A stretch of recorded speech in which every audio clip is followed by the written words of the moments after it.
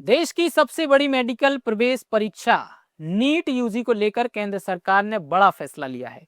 केंद्रीय शिक्षा मंत्री धर्मेंद्र प्रधान ने साफ तौर पर स्वीकार किया है कि इस साल हुई नीट परीक्षा का पेपर लीक हुआ था। इसी वजह से सरकार ने परीक्षा रद्द करने का कठिन फैसला लिया।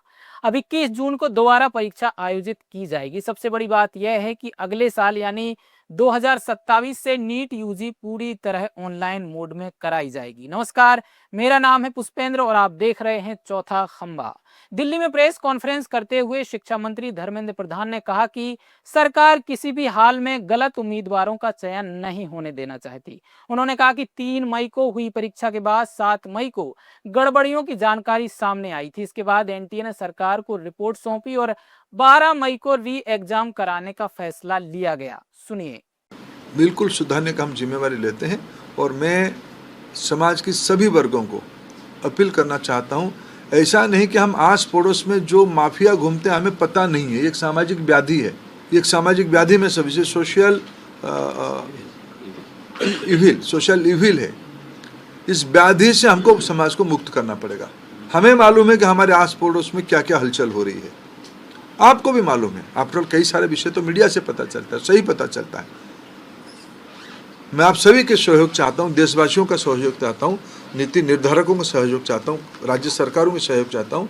देश की बच्चों के भविष्य के लिए हमें एक निर्भुल परीक्षा, परिष्कार परीक्षा, स्वच्छ परीक्षा के लिए प्रतिबद्ध है।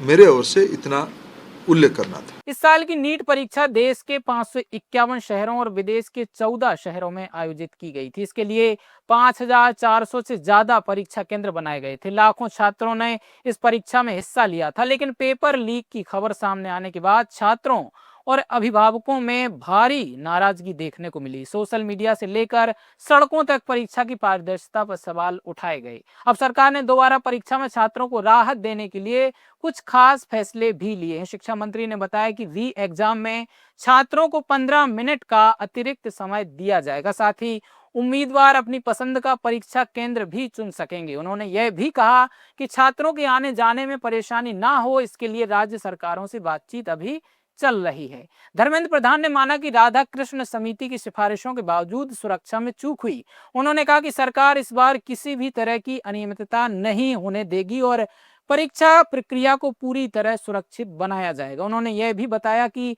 एनटीए का गठन सुप्रीम कोर्ट के निर्देशों के तहत हुआ था और अब एजेंसी में कई बड़े सुधारों पर काम चल रहा है। वहीं दूसरी तरफ सीबीआई भी पेपर लीक मामले में लगातार कार्रवाई कर रही है। अब तक इस केस में 7 लोगों को गिरफ्तार किया जा चुका है। अब पूरे देश की नजर इस बात पर टिकी है कि क्या सरकार अपनी परीक्षा को पूरी तरह निष्पक्ष और सुरक्षित बना पाएगी या नहीं।